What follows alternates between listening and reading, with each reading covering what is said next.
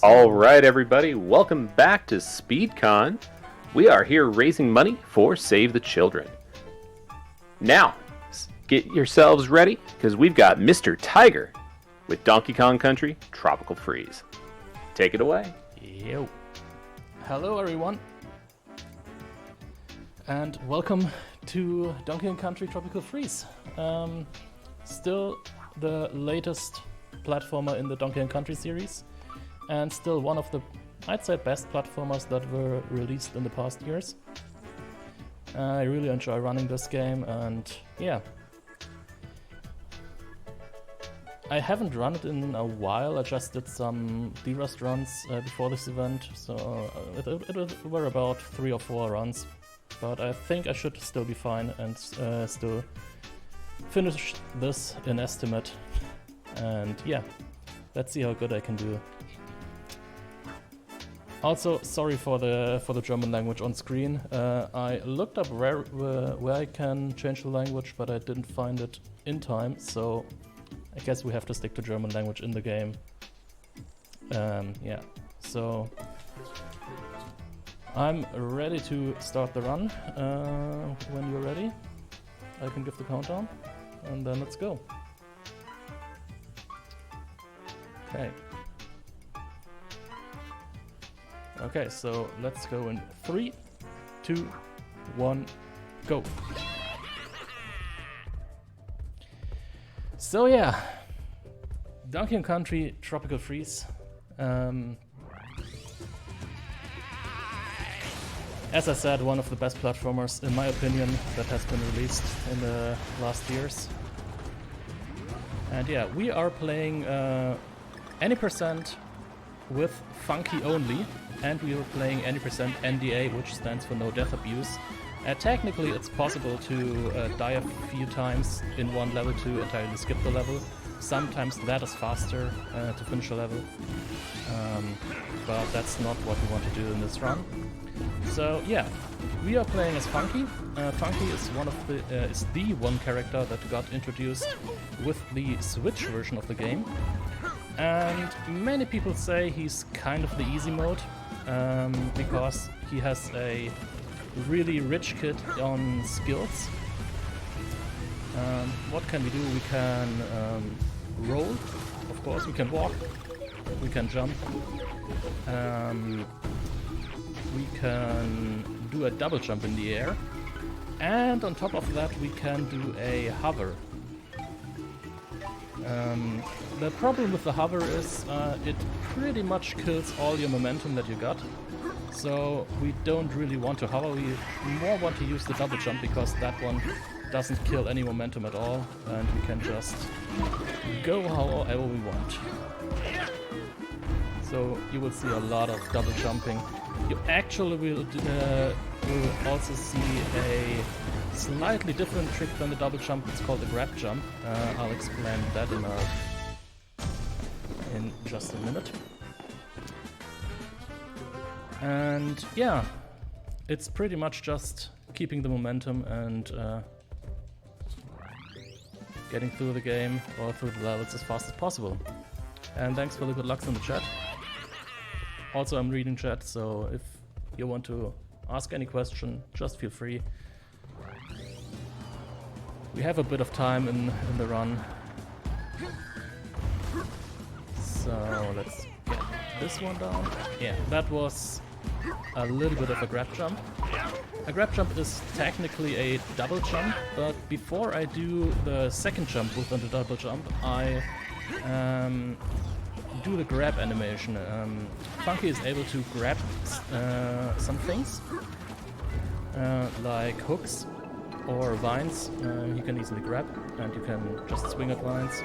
You can use this grab to swing at vines, to climb. And for some reason, if you do a grab animation within a jump, then the second jump gets higher than it would be if you didn't do the grab animation.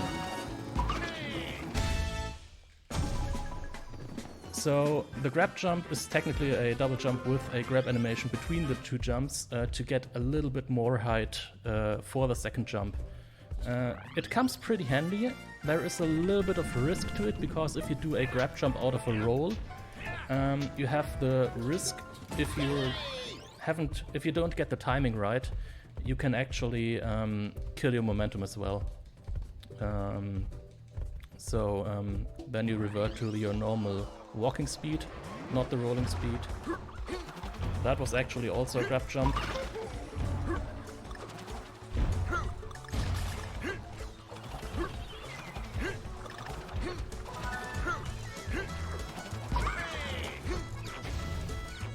I'll show off the grab jump in a little bit. Well, not a little bit, it's later in the run. There's one instance where it's almost perfect to show off how the grab jump is working, and we also have the time at that point. It's the third boss fight, actually. So then I can show you the actual difference that the grab jump does. For now you just have to believe me that it's really handy for us to do the grab jumps.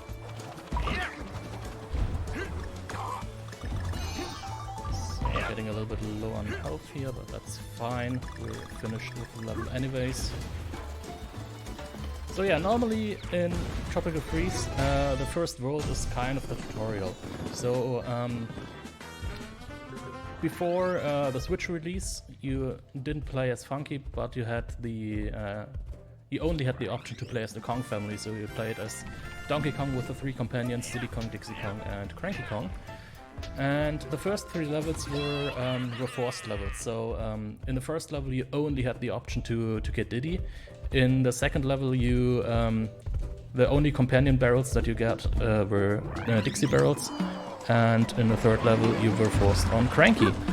And the fourth level in this world is an auto-scroller, and then you pretty much get to the boss. So yeah, that's more or less tutorial the first world. There's a total of 6 worlds in the game. Well, 6 worlds, and the 7th world, which is a small bonus world, but we normally don't count it as a whole world because it only consists of bonus levels and it's not part of the any percent run anyways. It would be part of the all levels category, which would be equivalent to the 100% category. Yeah. So the minecart autoscrollers are pretty straightforward, and there's not much we can do besides jumping on slopes. On downward slopes you get a little bit of more speed, and on upward slopes you lose a bit speed. So you don't lose any speed on upward slopes if you jump these upward slopes. So we normally want to jump upward slopes and drive down downward slopes. It's not always the case though, because sometimes the downward slopes are so steep that it is just faster to jump the downward slopes as well. But that's just, you have to know which one you have to jump and which one you have to drive.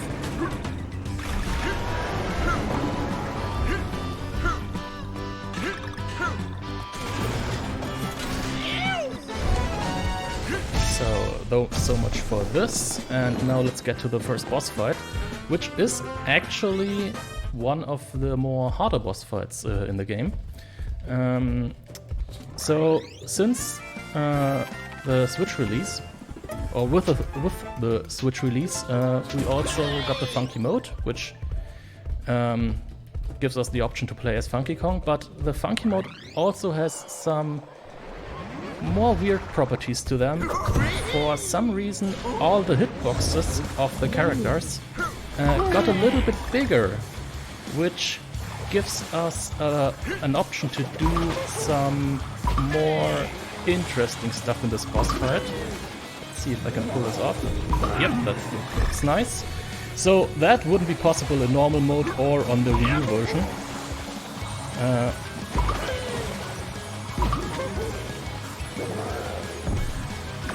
I didn't get the second jump. That's not good. So for some reason in the funky mode, the hitbox of Pompey, of our enemy there, is so big that it just sticks out a little bit out of the zone where you get thrown back into the arena. So for some reason we can just quick hit him up there. Actually, I didn't count at all. That should be it.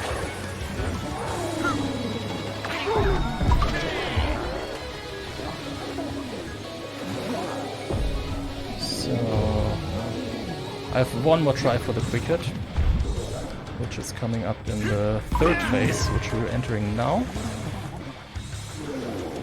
Every boss has 3 phases, and for the most part the bosses need 3 hits per phase. Only exception is the third boss. We'll get to that when we're there. So let's see.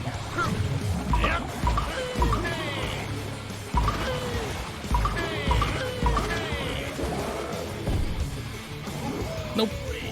A little bit too far.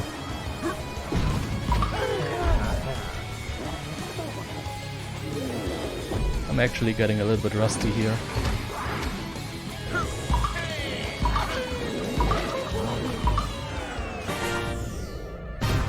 So, and that's it for the first world.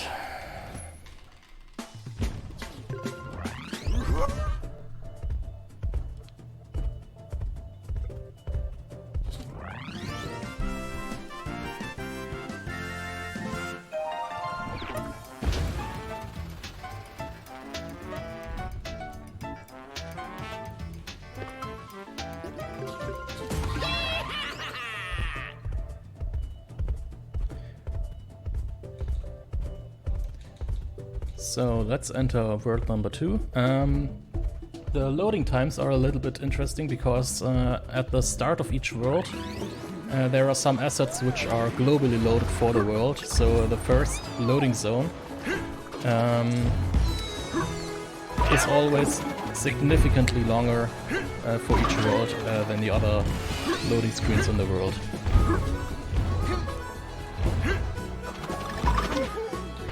Yep, that was a hover. That one killed all my momentum there. I actually almost fell down.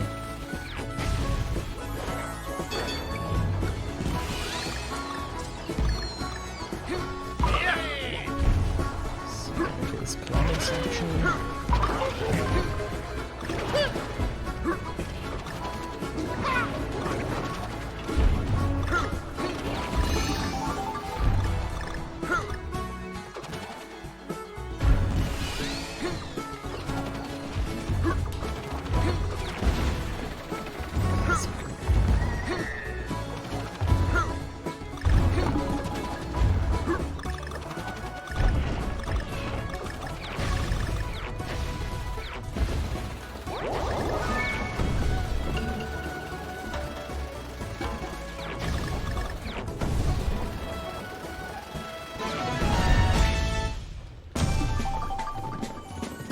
Okay.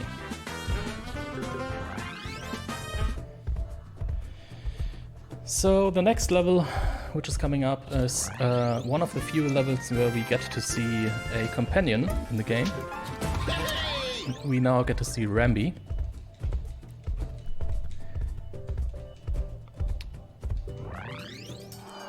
Actually, we play 3 Rambi levels, but we only use Rambi in 2 of them. And we also will skip some of the Rambi crates, because we don't need Rambi for all of the level. The tricky thing with Rambi is, you see me doing a lot of jumps and a lot of rolls after the jumps. Well, rolling and jumping is the fastest way to move around. And instead of rolling, Rambi would be running quite fast. Well, no, not really quite fast, it's actually the same speed that the rolling is. However, there's one thing about Rambi. Starting the run after landing from a jump is slower than starting a roll after a jump with Funky only. So it's actually a kind of lose time by using Rambi, especially if I have to run a lot. Didn't get that boost. That's not good.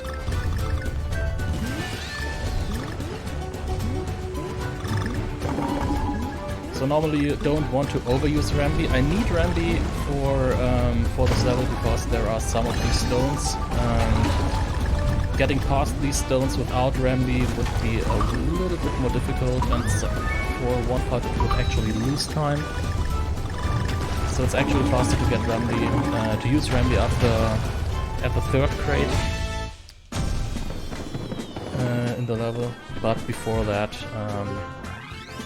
it's not faster to use Rambi because it's just slower to start running with Rambi.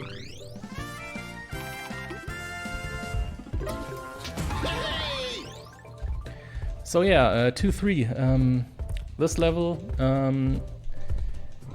pay a little bit attention to the music of the game, because in this level everything is synced up to the music. It's really nice.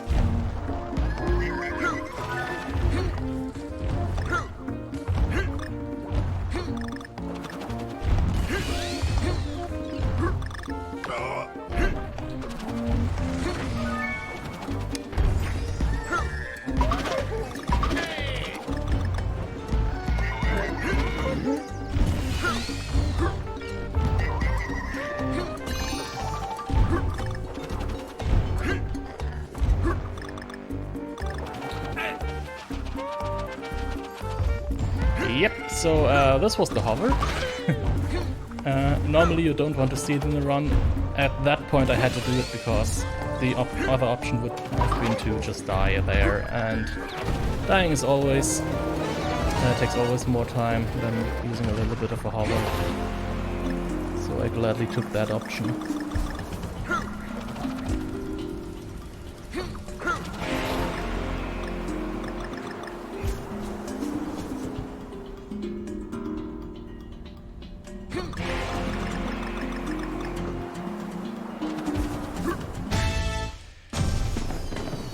I actually always want to split here, because at the end of each level I normally have a split. But I don't have a timer running.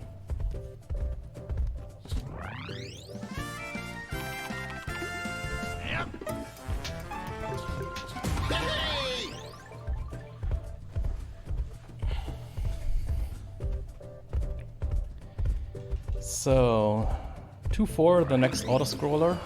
It's another minecart level. Well, not completely a minecart level.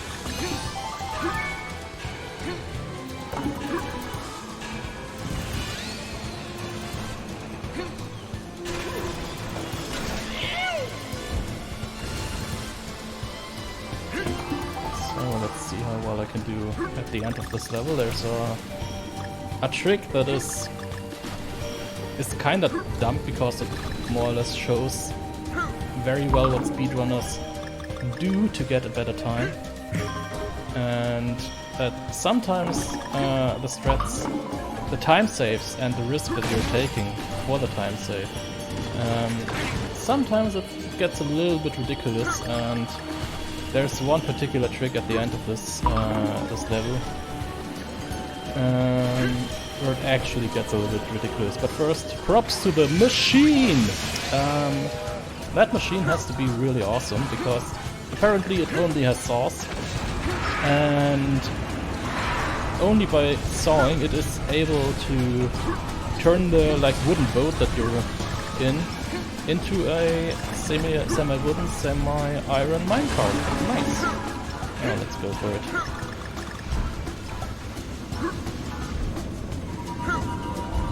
I actually managed it. So what I did there was called jumping up the granny hill, and So before right in front of these flying rail pods, there was a little hill, and as I said, jumping up hills makes your kart faster because you don't slow down.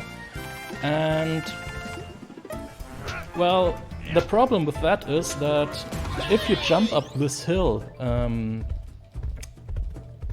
the jumps on the flying rails get to not really frame perfect, but it's like a 2 or 3 framer to get these jumps on the rails down. So it's really risky to do, and you save like... Ooh, that's not good. That's the first step. You save like, I think, 0.5 seconds at most if you do jump up the granny hill, and you just risk of dying there, which would be a time loss of over 25 seconds. So you're potentially risking to lose 25 seconds in order to save half a second. That's what I meant with time management for speedrunners can be rather ridiculous.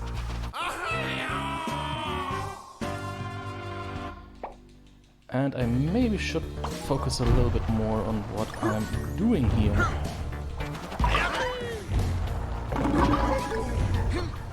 I got it.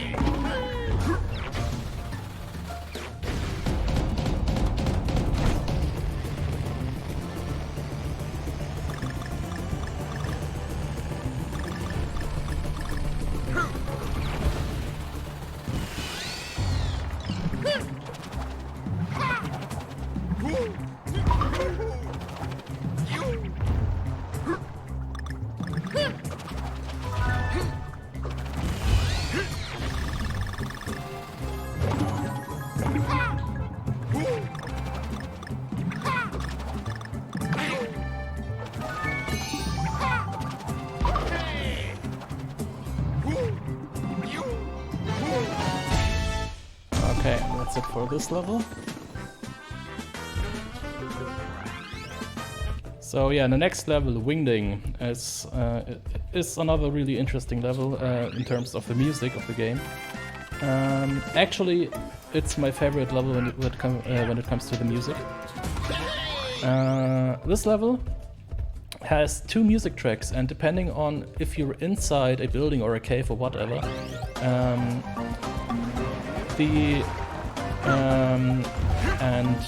well, if you are in a building, you get one track, and if you are outside of the buildings or caves, you get the other track.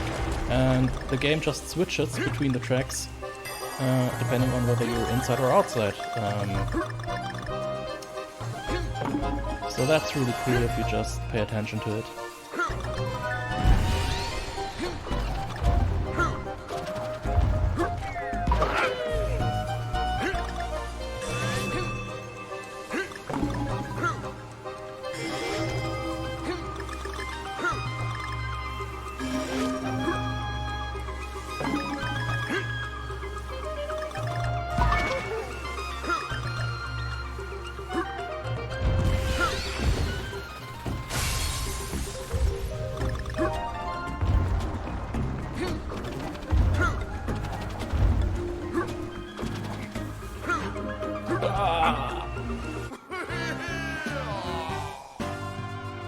Actually jumped instead of using the belts. Well,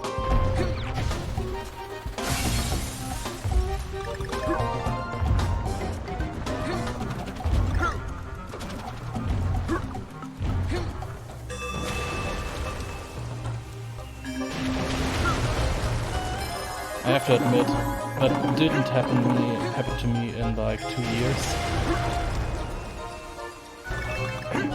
That I jumped instead of using the belts. Well, that's kind of bad.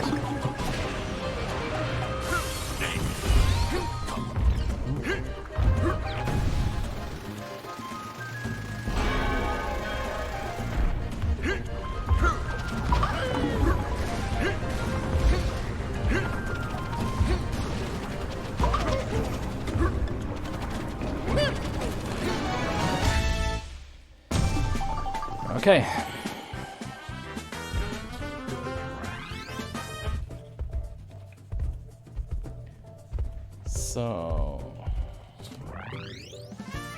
boss fight for World 2.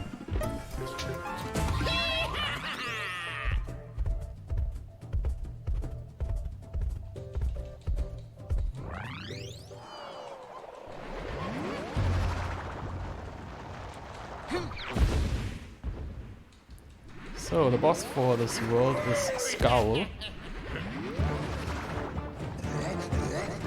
And the only way we can hit him is, well, for 8 of the 9 hits, it's hitting him with these little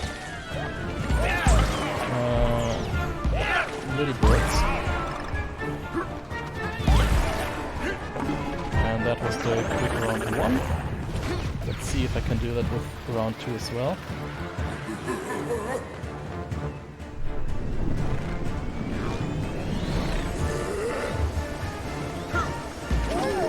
This one. That one down. 1, 2, 0. Got it.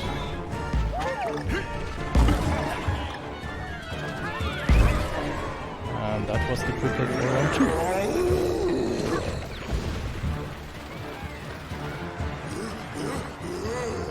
So round 3 is the longest rounds, especially if you miss the quick kill. You lose like 30 to 40 seconds. That's a really lot of time. So we absolutely want to get that. It's not that hard though. Well, maybe I shouldn't have said that.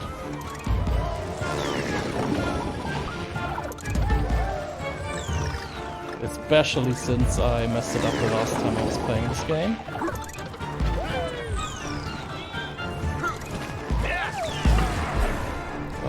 That looks fine. That's fine.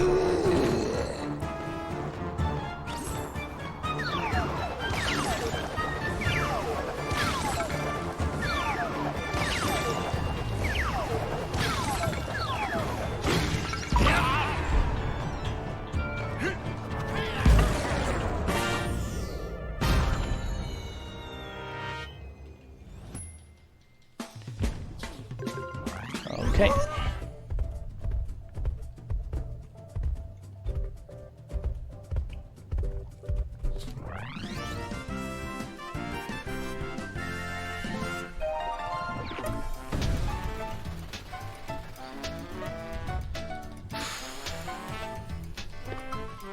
Okay, World 3, the Savannah.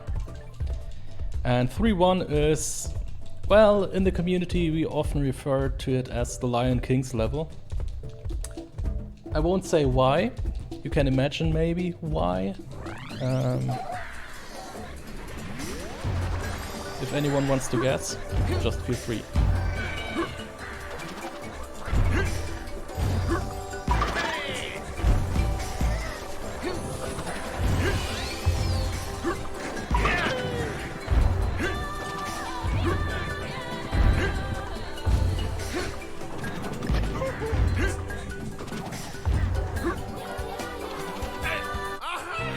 Yep, I actually made it again.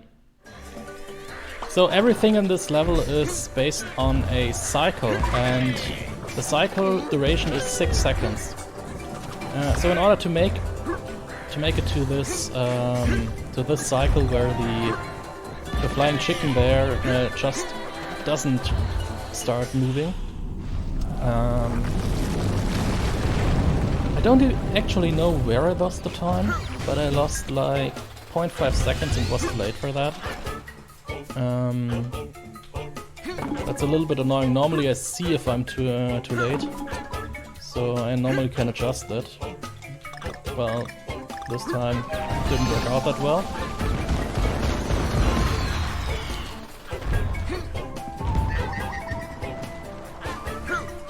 So yeah.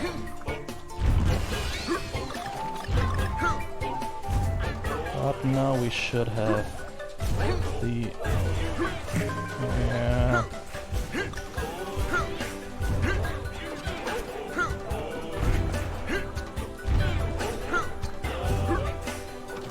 I have to work the cycle.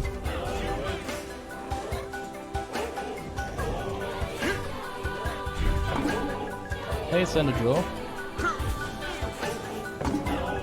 Have fun as well.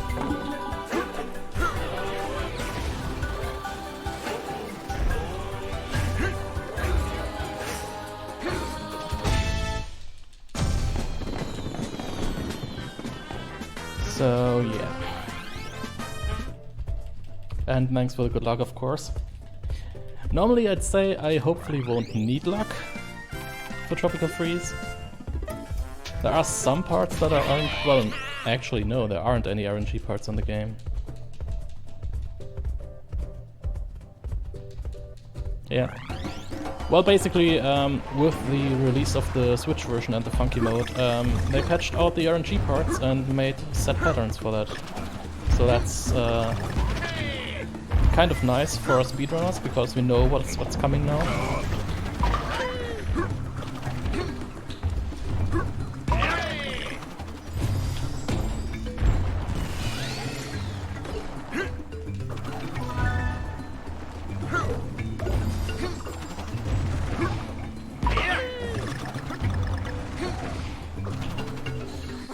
Actually did it again. So the second bird there is so annoying, because I somehow don't get the setup for this bird at all. Yeah, was a little bit late. I'll take it. You can actually jump on the bird to get to the next platform immediately.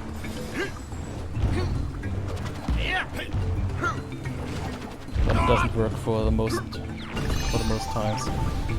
So let's see if I can get some puzzle piece jumps instead.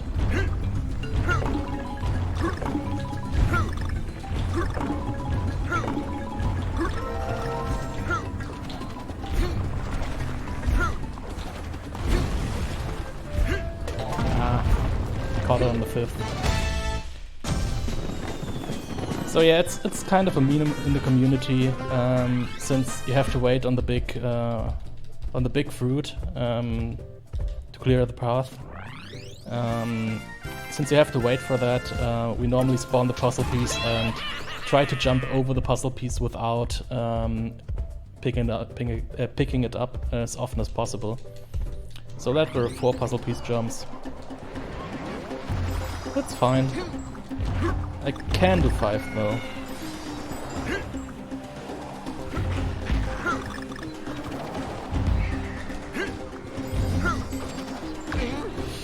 Ah, dang it. That shouldn't happen.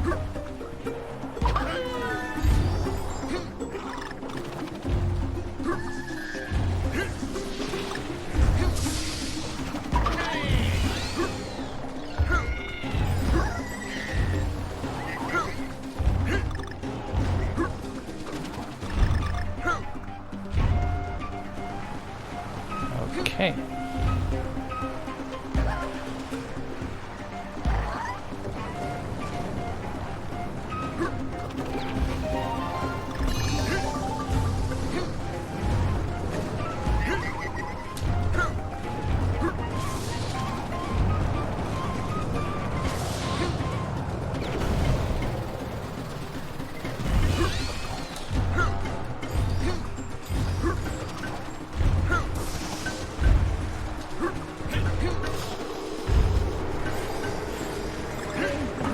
I have to explain that I almost fell down there at one point. So there are some bonus areas in this in several stages, and these bonus areas are normally accessed by a hidden barrel. And at one point in this level, there's a random barrel just flying by, and it takes you to a bonus stage. And for some reason, I have the fortunate ability to always hit this barrel and to get into the bonus stage.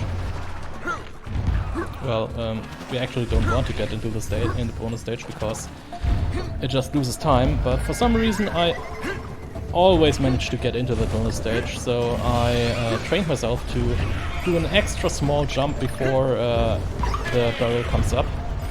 And this time I actually made such a small jump that I almost fell down.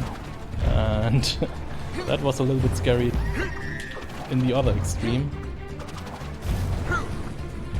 Didn't expect that to happen.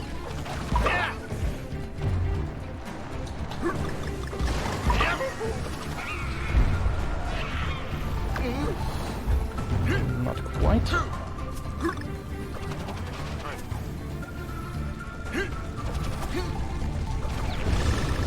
Okay. By the way, hi Matze.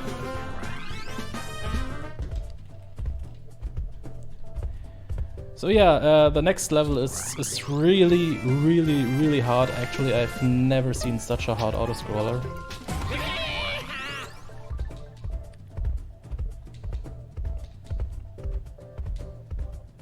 Especially since the release of the funky mode, this auto-scroller even got harder.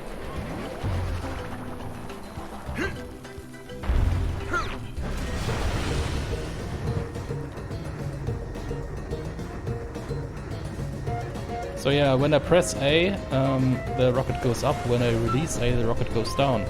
Actually, the way this autoscroller is designed, or this level is designed, with the implementation of the funky mode, all I need to do is dodge this piece of rock, and then I don't have to do anything but hold A.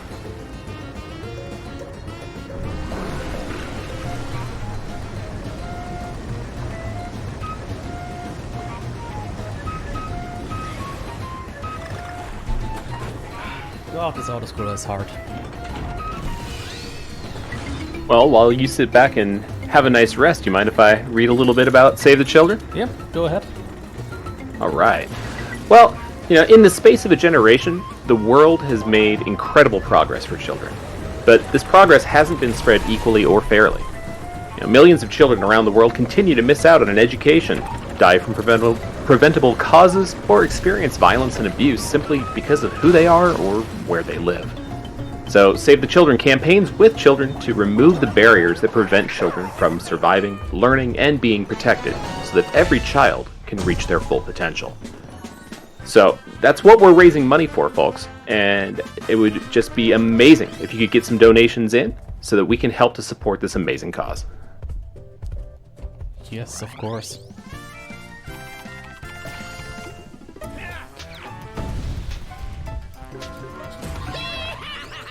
So yeah, one more thing that I just did. In this level, well, there are several levels that have a secret exit, and the secret exit unlocks another route on the overworld. So what I just did is just using a secret exit in this level, and yeah, and I now use one of the bonus levels in the world to get to the boss.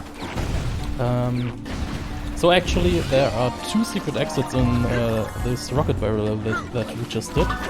So there's a total of 3 exits, so 3 possible routes. The exit that I used was the first one that we encounter, and conveniently for us speedrunners it also happens to be the level. Well, each of the exits gets us to a different level, and all of the 3 levels end in the boss level. And conveniently for us speedrunners, the level which is after the first secret exit, that one happens to be the shortest of the 3 levels. So that's really nice for us. So we can use the shortest route in the rocket barrel level, and we can use the shortest of the 3 levels after that as well. So yeah, let's get back to 3 boss, and let's see how good we can do. This is like the only RNG boss. This is like the only bit of RNG that is left in the game. I know I said that they patched it out earlier, but well, this boss actually doesn't really have... Well, it has some RNG in it according to how I hit these enemies. So depending on how I hit the enemies, I can the enemies will do other patterns. But since I don't know the actual best pattern to go through this fight, it's a little bit RNG for me.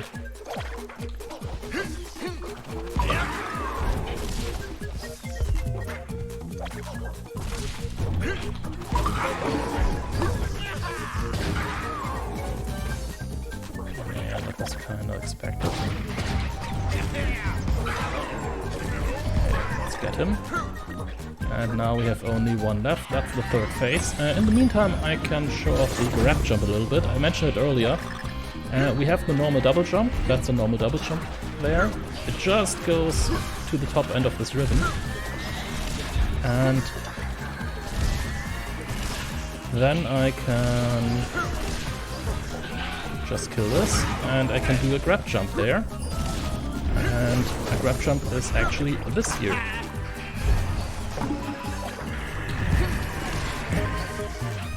So you might have seen it that it went way over the ribbon. I can show it again.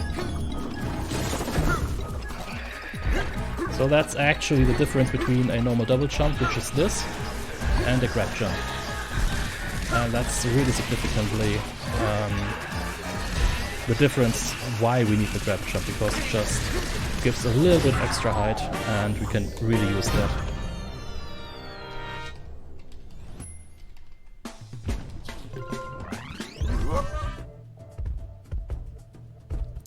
So yeah, that's the third world. So technically we are halfway through the run. Only technically, because the fifth and the sixth world are significantly bigger than the first world. So we need more time to navigate through these worlds. But before we get to these two worlds, 5 and 6, we of course have to do World 4. And World 4 is the water world.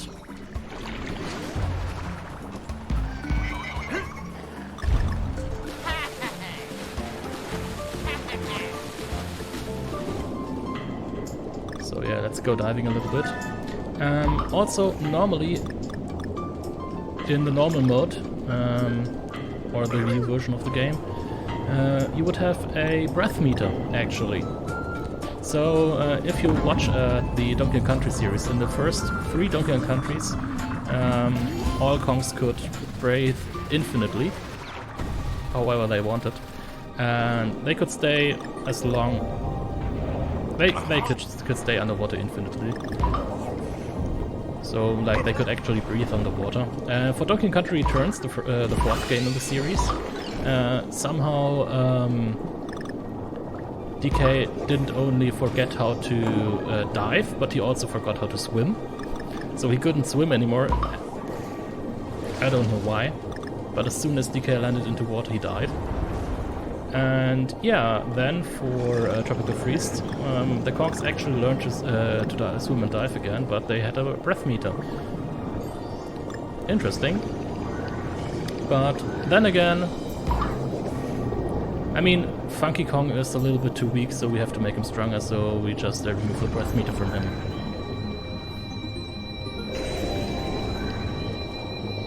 So yeah, actually I go a little bit backwards, because here is one of the more well-hidden secret exits in the game. And we want to use this secret exit because that unlocks the right route on the overworld. So if you watch on the overworld map, if I didn't use the secret exit, we had to go through the left route with the 3 stepstones in the water, which are all pretty long underwater levels. And like that we can just go through 2 levels, which are also not short, but at least they kind of work out.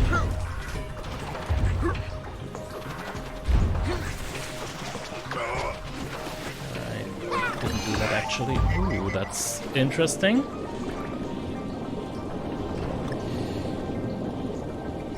Doing the part on 2 hearts. Well, okay, I can grab the funky barrel. Yeah, there's 1 barrel.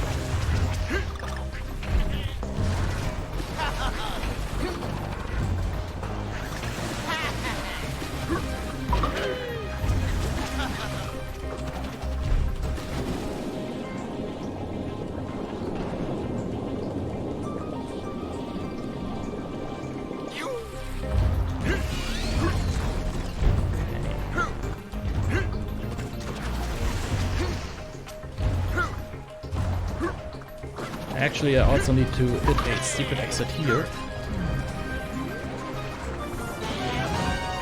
Because the regular exit of this level would just get me back to 4-2. And we actually wanted to skip 4-2. Which in my opinion is still sad because, well, 4-2 is an auto-scroller, but it's, I think, one of the more well done auto-scrollers. I actually like 4-2, it's a really good level. And it's kind of sad that we don't see it in the any percent speedrun of the game.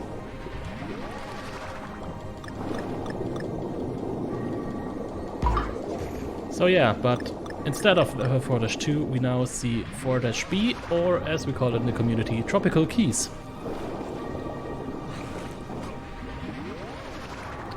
Because this level is a giant underwater maze, and we just have to navigate through the maze, and we have to collect some keys to open chests and get some more keys to open other chests.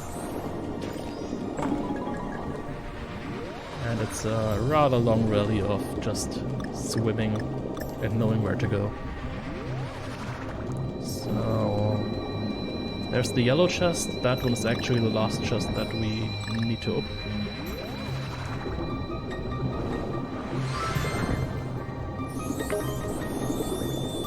And we get the blue chest, and the blue chest contains the yellow key. So we now have to make the detour to the blue chest. Which is up here. And after we get to the blue chest, we have to get back to the yellow chest again.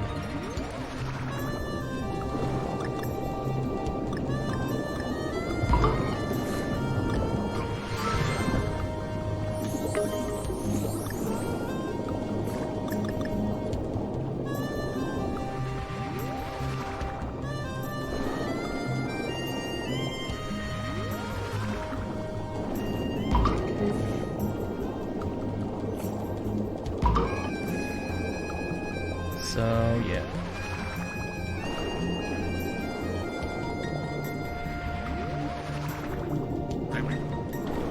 Also, take a look at the shark up there. I now got hit by him. Well, okay. The shark is following me. He wants to attack me. He wants to attack me. He wants to attack... Oh, no, never mind. For some reason, the zone that the shark moves in just ends right in front of this big gate. So if you stand right in front of the big gate, the shark will never attack you or never hit you.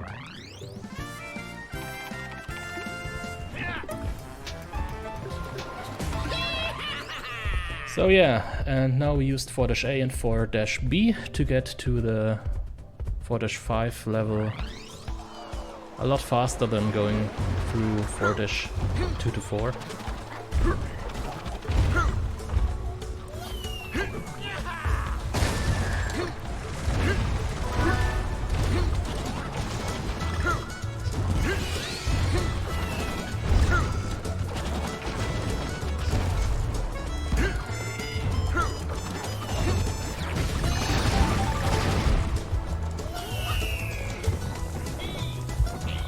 Get rid of these, and we take the second wave actually.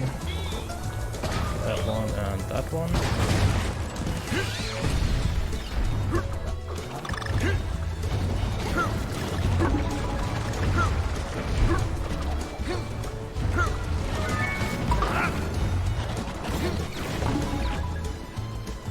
That was actually a good move.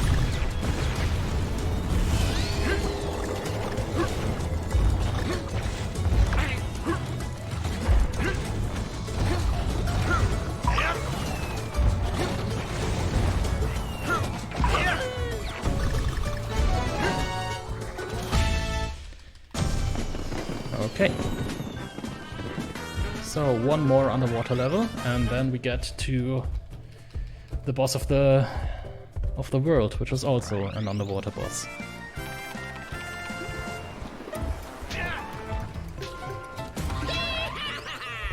But first, let's do some more swimming.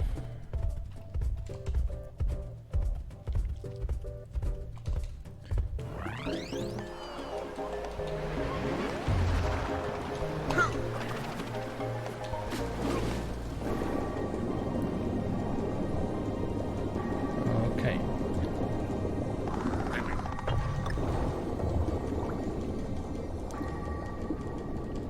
So one thing I really like about Tropical Freeze is just the unique level design that each level has. So you never have the feeling that you all already were in this level. Well, actually I do have the feeling, but you know, I've played more than 100 times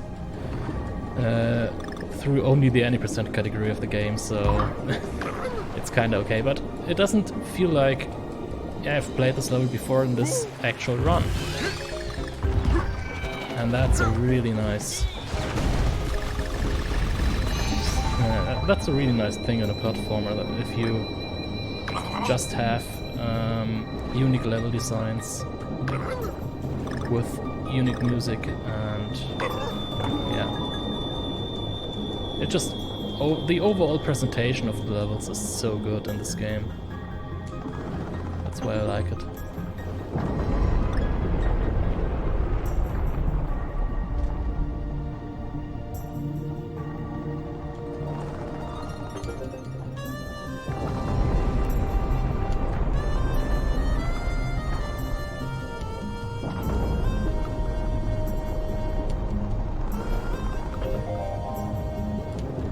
Okay.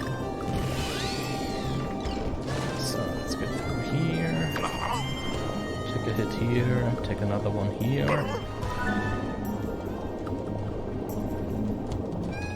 And that's almost it for this level.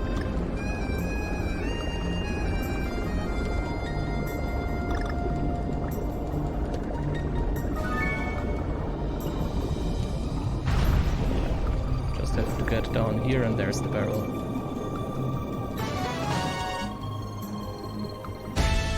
So yeah, the Fugu, the boss fight. I hope that I can quick kill him. It's not... well, technically it should be easy, but I still tend to often mess it up. And basically if you mess it up, the quick kill, then you most likely die and have to do it over again. So let's see how I can do it. So yeah, the strat against Fugu is to hit him at his backside.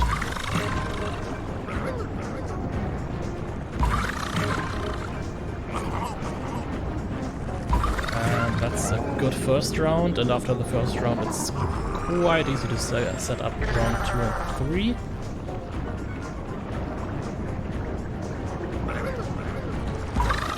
Because he will always go to the left side. And now we got him.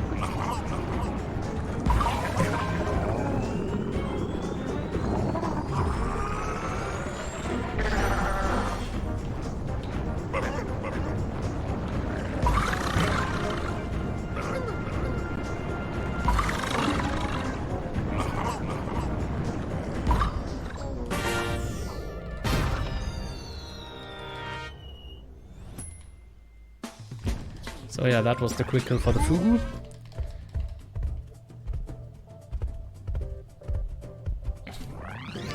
And coming up now is World 5 with 5-1, aka the longest loading time in the game right now. That's a little bit annoying, but we can't help it.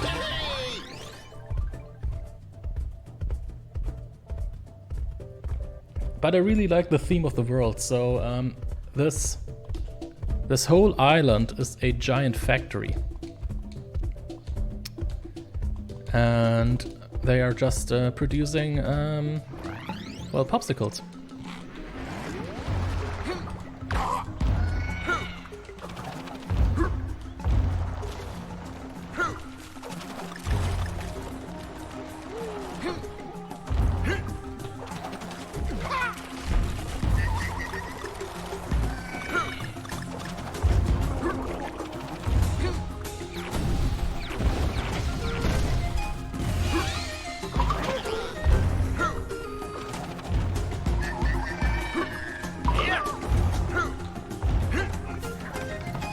Almost didn't make the jump to the lines there. Did I really do that? Okay, I did, actually.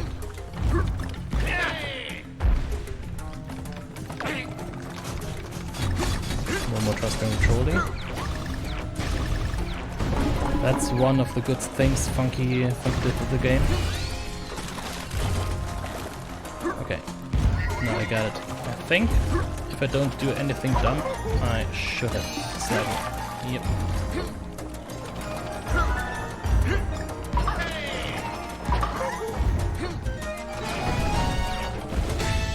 A little bit late on the last barrel, but that's fine.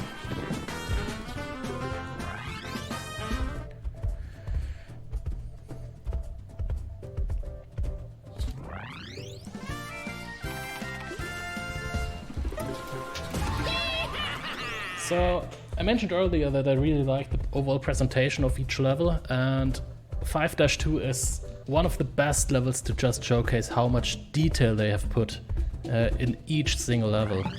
And I just, while we do this rocket ride, I'll just, yeah, get a little bit into detail on what we see in this level and where all the details are. Actually, I will show you something at the end of the level that actually killed some time in the speedrun.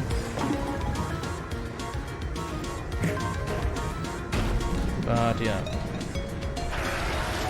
we have this enemy here. Well, besides all the details in the background, like the secondary path in the back where earlier in the level all the fruits were just rolling by. But now we have, yeah, this enemy, which often shows up in this level.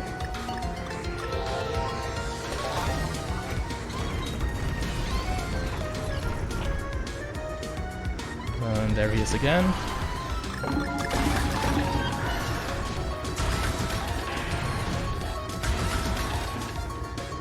And he kind of presents himself as like a mini-boss, which is pretty nice.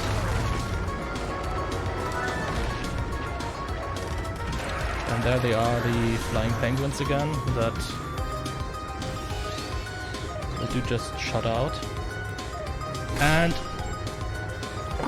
if you paid attention to it, the enemy just went out to the left side of the track, and if you watch up there, he's driving from the left to the right side.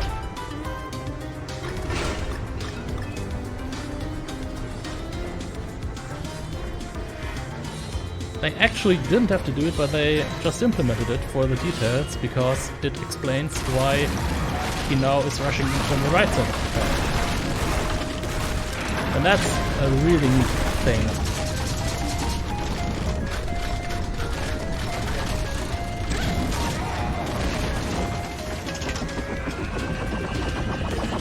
And there we are at the end of the level. And we now defeated him, he gets ejected, and just watch in the background of the level. Just watch the background. I don't have to say anything about that.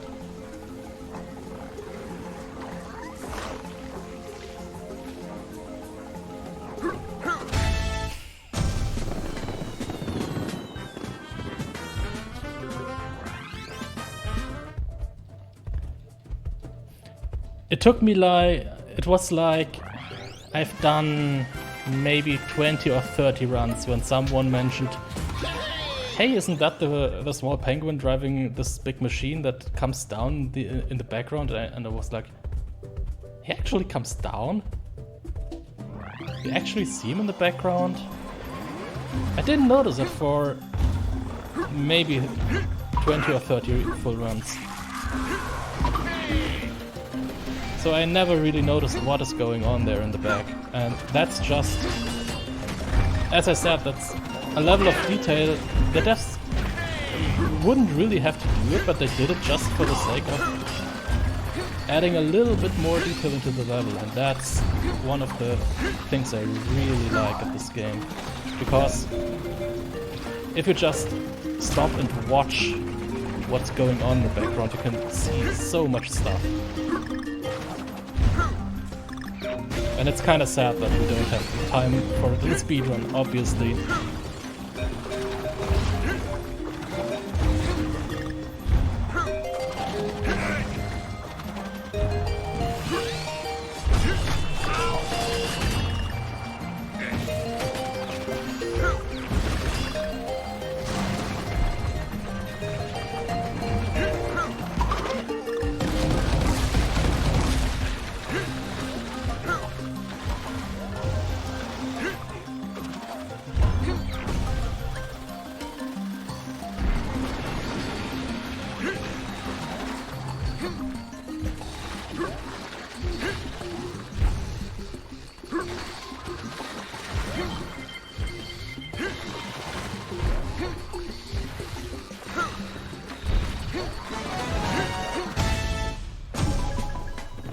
There we go. About the 1 hour mark at this level, that's fine. It's not the best, but it's fine, I guess.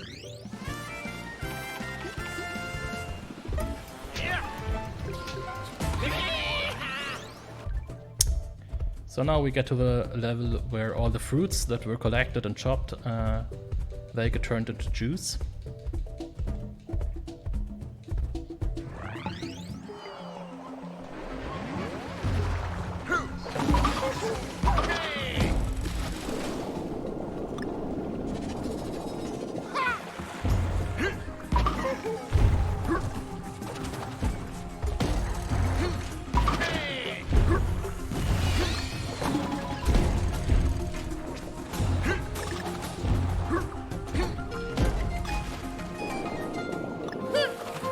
Got time for a quick donation? Yeah, go for it. All right. Well, we've got $25 in from Rakuz. Says, hey, after a tasty lunch, it's time for a donation. Hope everyone enjoys the SpeedCon Online 2021. Good luck to every runner, and a big applause and thanks to the organizers, volunteers, runners, and every donation. Good luck for your run, Tiger. Yeah, Thank you so much, Rakuz. Yeah, thanks. Thanks as well.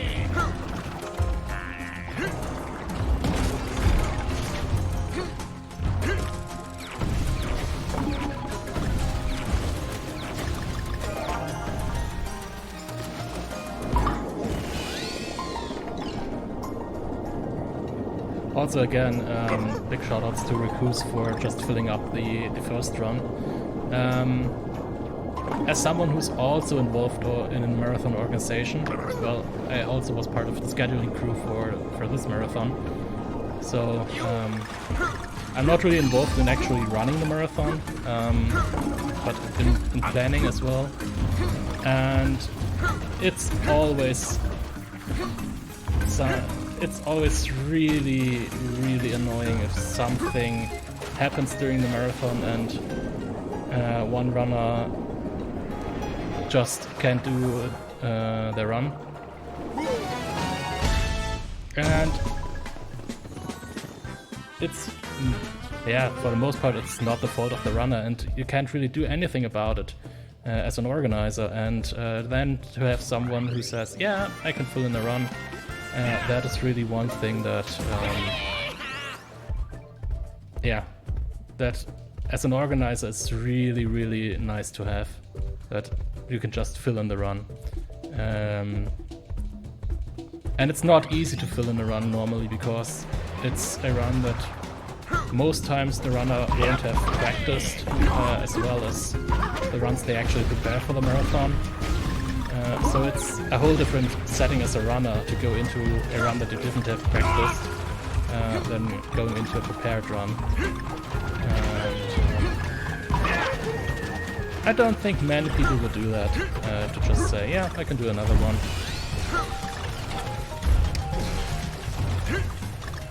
So thanks for that.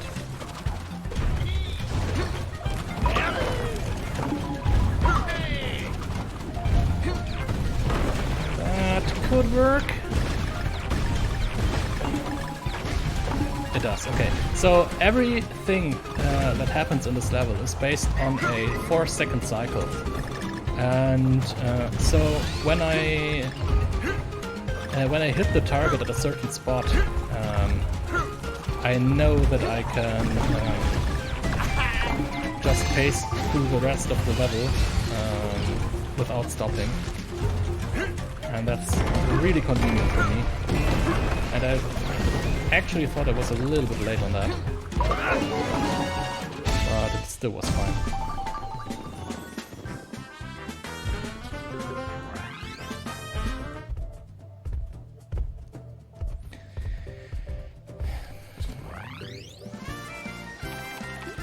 So yeah, 5-6 now. This is one of the worst puns in German, the name of this level.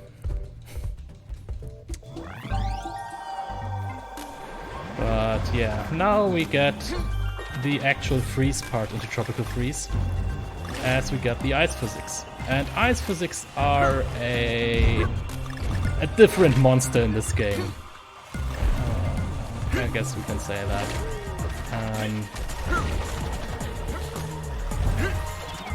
Yeah. So the interesting stuff about ice physics is something like this.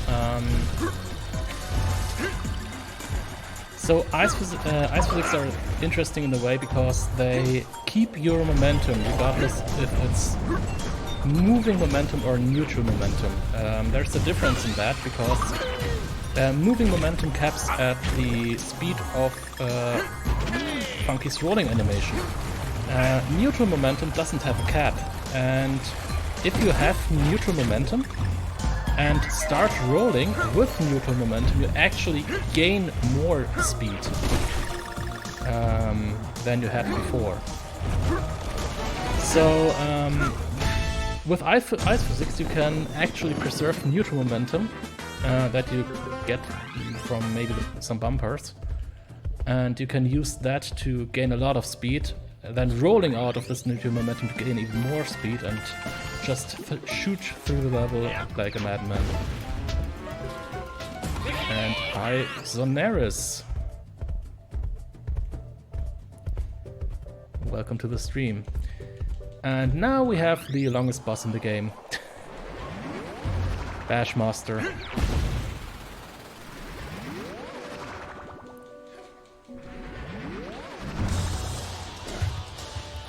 Also, as I said before, details in the background. We are fighting Bashmaster here on an ice shard, on a big ice shard, within a sea of fruit juice. And the ice shard is rotating. And it actually it rotates slowly, and right now in the background you have the ramp that we came in through. And you can see all the penguins in the background that are cheering for Bashmaster, are booing for Funky.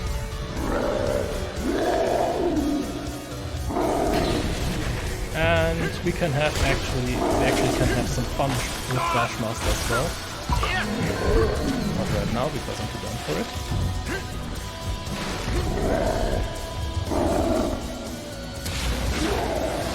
So we need to go into the left side here.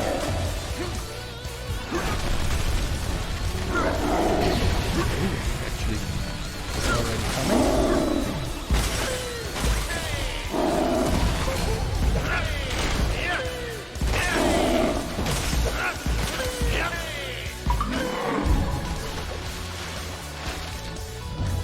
Now we have to go into the right side.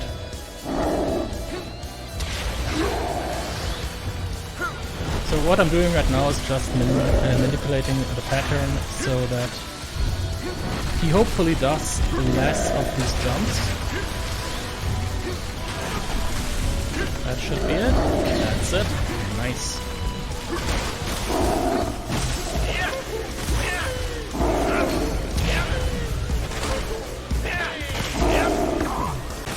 Not good.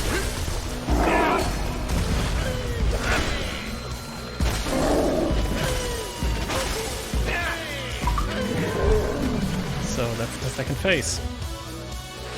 One phase to go. Also, a nice minor detail. Since we're in a lake of fruit juice, it's nice to show how Bashmaster gets more and more purple.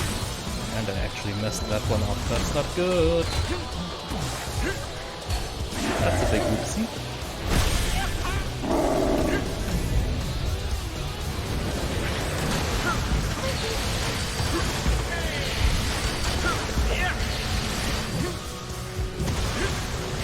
Luckily, the fourth possible hit in current phase is quite fast, so if I don't mess up another hit,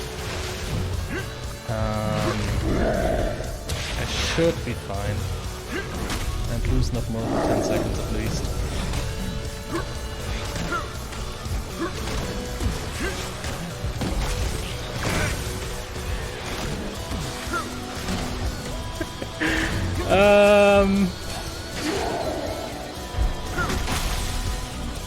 Don't jinx it. Remember to never jinx it.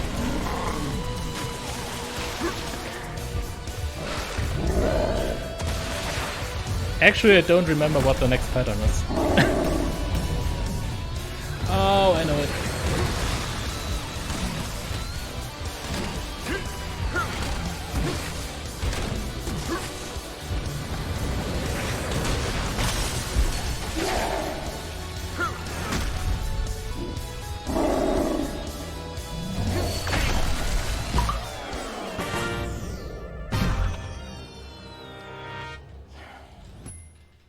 Yeah, so that was a showcase of a bad Bashmaster fight.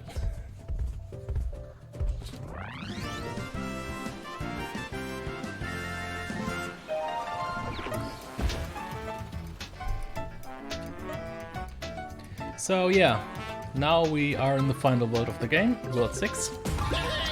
For everyone that has played Donkey Kong Country Returns, the predecessor of this game,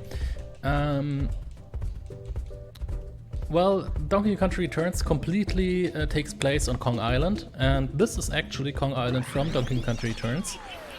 So in DKCR there are 8 worlds in total, and the Kong Island in this game has 8 levels besides the boss, and each level represents one whole world in DKCR, which is quite interesting because it actually has some of the references from DKCR in it, which is quite nice and quite a nice level design.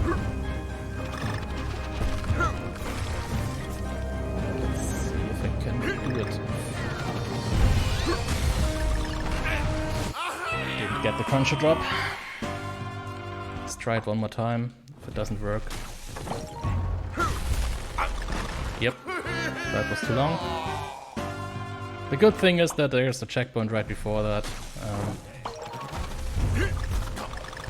Yeah, that's how it's supposed to look.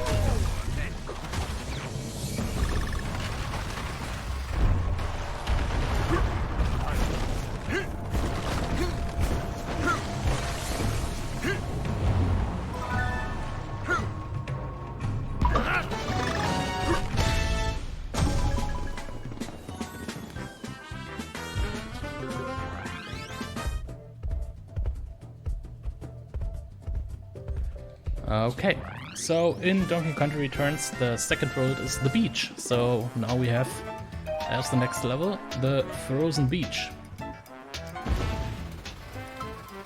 And I mentioned the music before in Tropical Freeze, and actually the musical,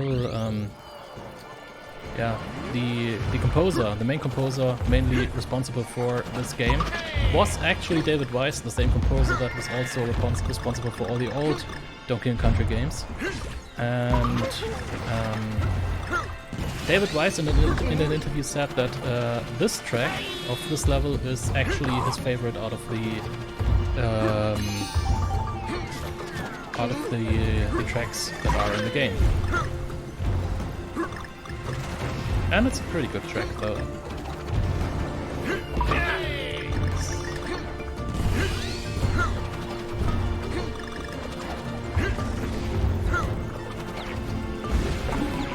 That could get interesting. Yeah, that's the one.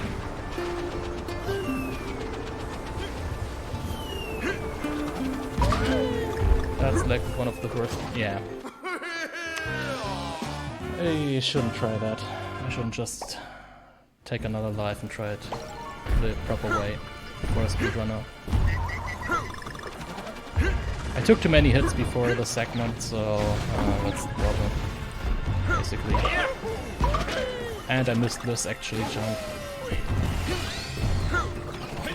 This actual jump. I actually missed this jump, or I missed this actual jump. Yeah.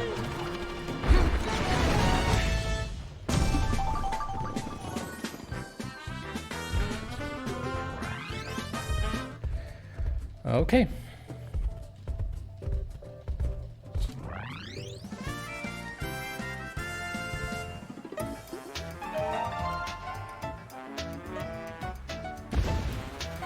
So yeah, 6-3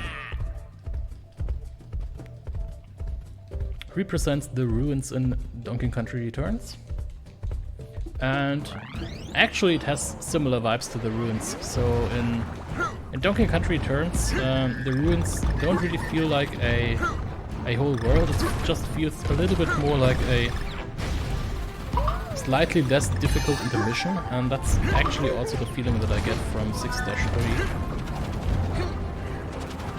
Because for the speedrun, the second world in Donkey Country Returns is a little bit more on the difficult side, and yeah, after World 3 it gets into World 4, which is an auto-scroller world, and after that it just shoots off with the difficulty.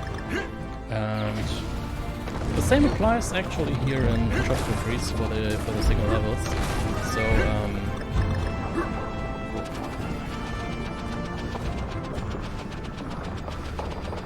yeah.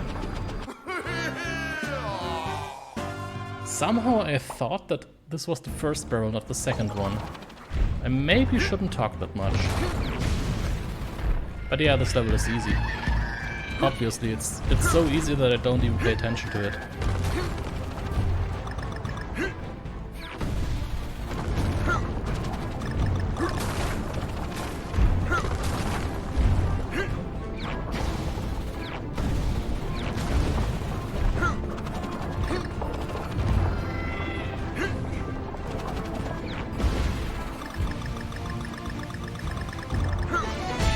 So yeah, with all the mistakes that I just did, let's hop into 6-4 and let's just try to do the vanilla. I think I can't do a showcase run of this game without doing it vanilla.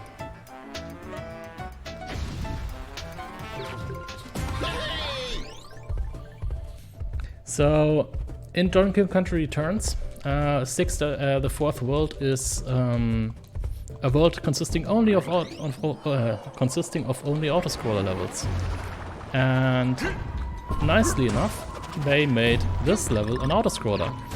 To do it in the fashion of the Donkey Country Returns game, I actually will take 2 hits, because we have 3 hearts in Tropical Freeze for auto-scrollers.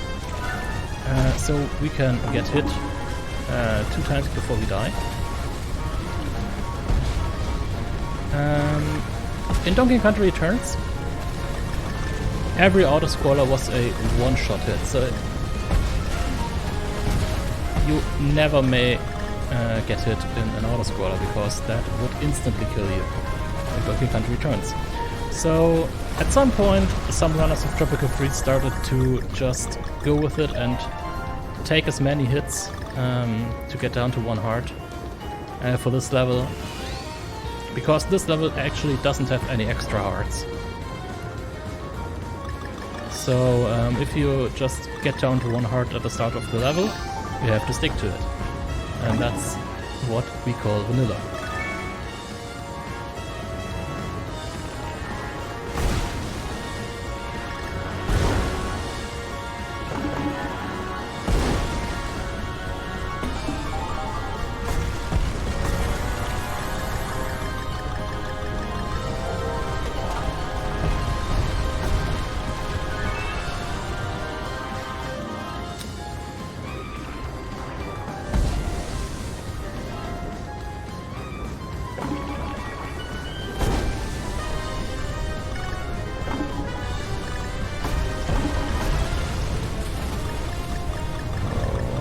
Okay.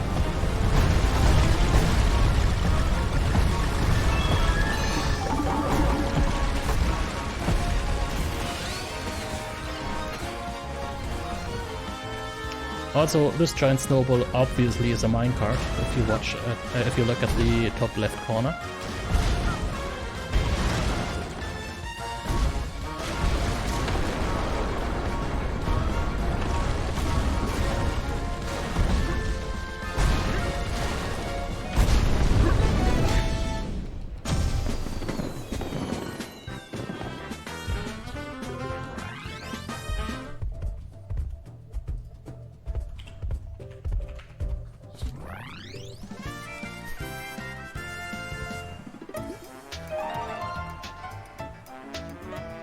And yes, we have a mod party in the chat. Sucks to be you, Weser.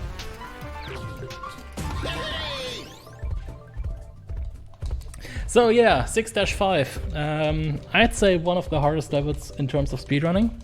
I will try to not get the best strats that you can do in this level, but strats that work pretty well for me. There are 3 really fast boosts that I'll try to take. So let's see how I can do.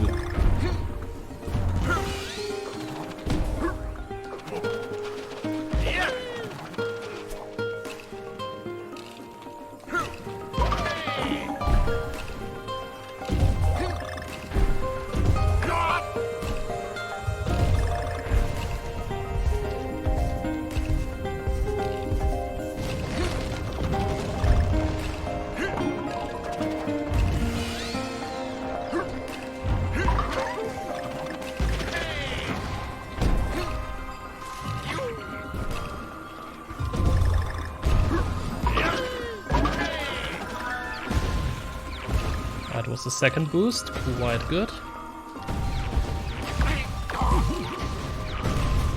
And the only thing left is the Inkadinka. Let's see.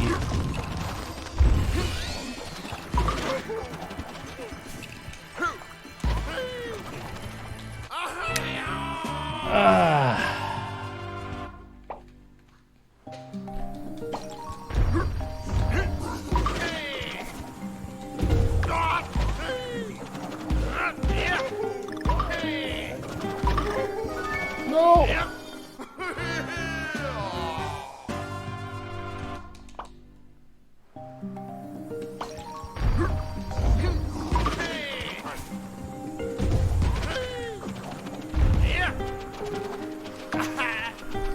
My hands are getting sweaty. That's not good. I actually slipped on the controller. Okay, let's do it the old-fashioned way.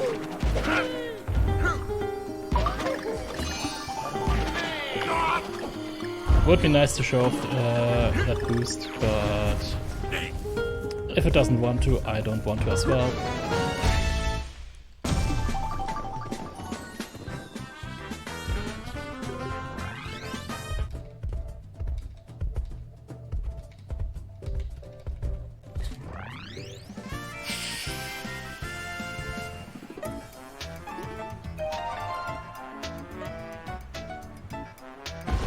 Okay, so 3 more levels and then we have the boss level. Oh yeah, 6-6 is also a level, a kind of a special level because it's one of these shader levels. There are actually 3 of these in the game, but we only see this one in the run.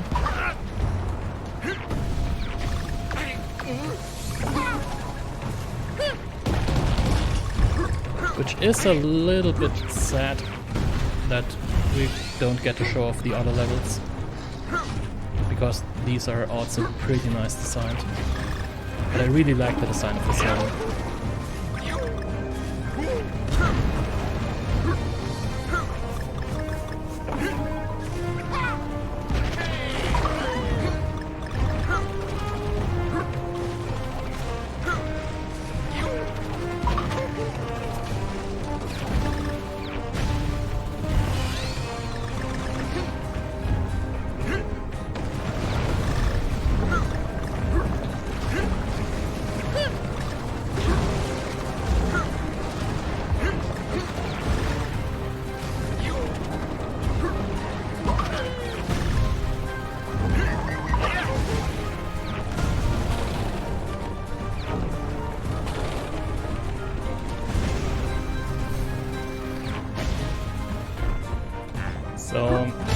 I maybe should explain this. There is this giant wheel, and normally you are supposed to climb on the vines inside of the wheel to get into a barrel that is on the other side of the wheel. However, the barrel is always there and it's always loaded, so if you just walk off the right side of the platform from where you're supposed to jump to the inside of the barrel to climb, if you walk off this platform on the right side, you will just fall into the barrel that you normally supposed to reach by climbing inside this giant wheel. And after that, you just need to wait for the wheel to get out of the way, and then you can shoot out. It always looks fun, and when there's a live audience, they normally like, why aren't you dying there? Yeah, just because I'm inside a barrel. So yeah, get this puzzle piece, just because we can, and let's get through the cooling chamber. The level that is representing the factory in Donkey Kong Country Returns. That's actually a hit, that's not good. 3 more hearts, that means 1 hit left. Okay. I can play with that.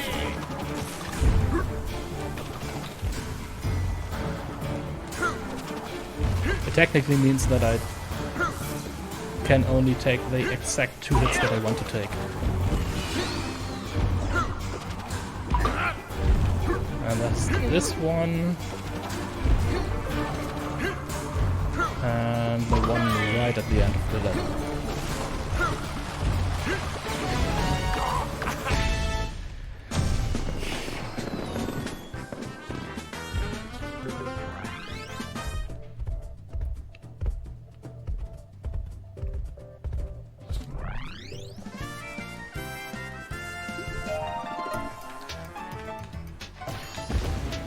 So, and for the last regular level of the game, let's get some more Rambi action.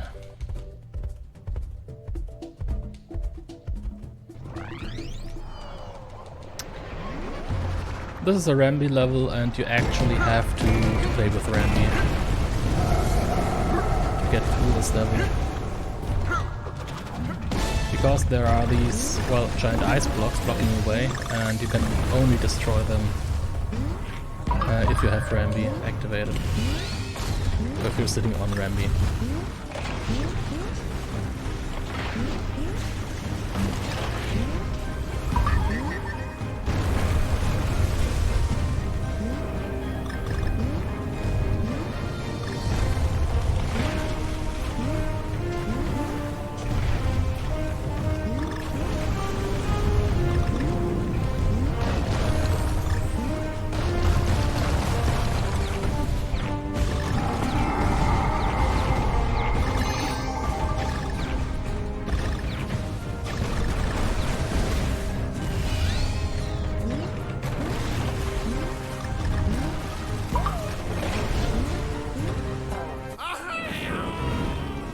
Yep, pressed the second jump button a little bit too soon. Normally I want to jump from on the platform and jump away from the platform again. And I pressed the jump button too soon, so the game registered it as a double jump for the first. And the second jump in the double jump is not as high as a regular jump, so that's why I died there.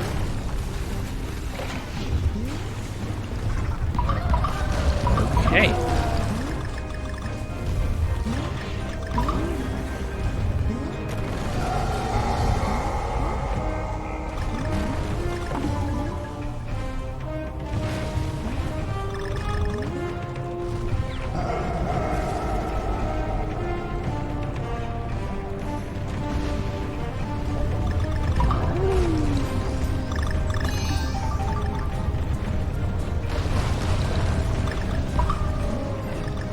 So right at the end of the level we will do exactly what anyone should do with a good companion.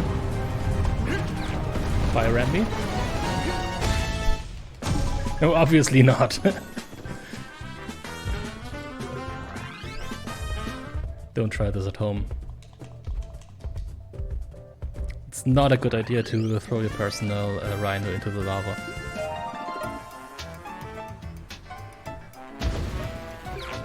Trust me, I know. I've tried it.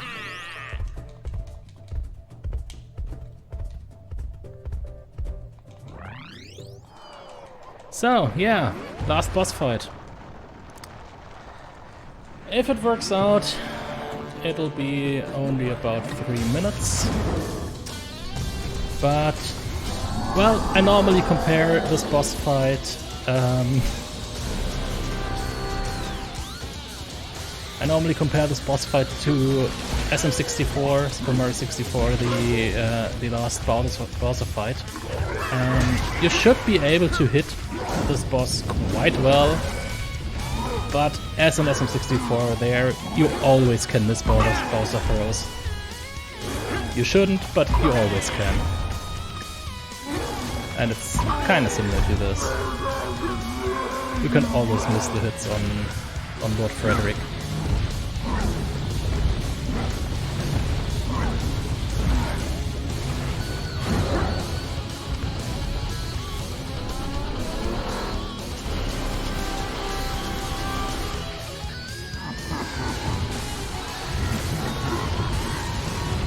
Who tries his home goes down on someone bites a rhino and lava. Actually, it wouldn't surprise me if you could. I haven't checked it, but it wouldn't surprise me if you could.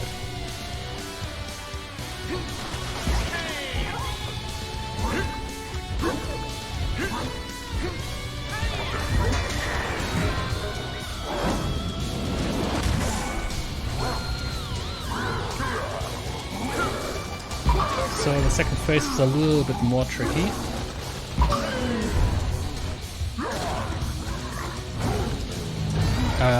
Excuse me? Aren't you supposed to run 3 times to get maybe 3 hits in? Oh, it was a last second hit. It registered as 2 hits on Lord Frederick, but it only got damage 1 time, so... Yeah, okay, yeah. It happens.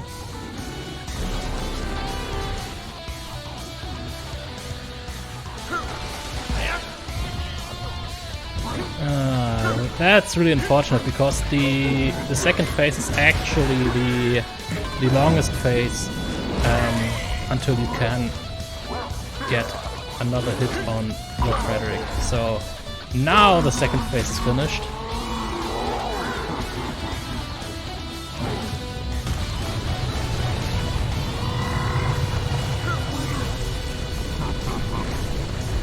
And now we're in the last phase.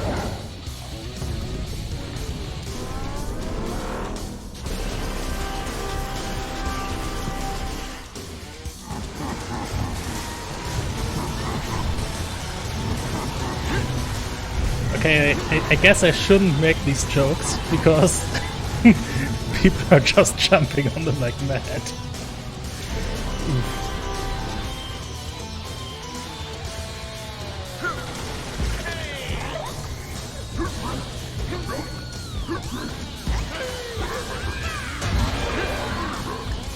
So, yeah, maybe time is coming up really soon. 3 more hits.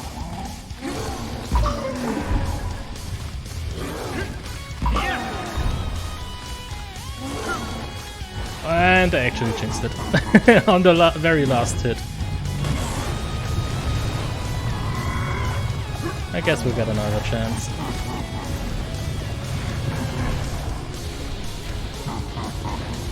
Is there no fire from the left, from the right side? Oh yeah, it is actually. Don't see that often.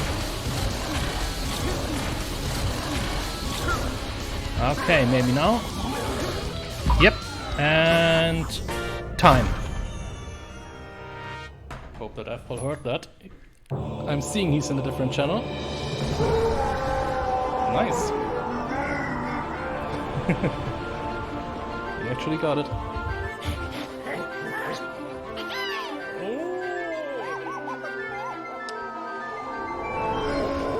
Yeah, thanks for the GGs. that was a 134.24, if I'm seeing it correctly. That's nice. At least it's nice for a semi-rusty runner that used to be good and used to be consistent in very low 130s. Well, I'll take it. But yeah, that's it for Top Kill Freeze. Thanks for having me again on the event, and next up should be, if I'm seeing it correctly, Transistor. And yeah, so have a nice rest of the event, and take it away for the intermission. Oh, thank you so much, Mr. Tiger, for showing us this awesome run. So yeah, as you said, we're going to go into an intermission and get things set up for Katarev and his run of Transistor. Also, this is the end of my shift for SpeedCon, so I'm going to hand over the mic to the one, the only, Zonaris. But we'll see you on the other side of the intermission. Have a good one, everyone.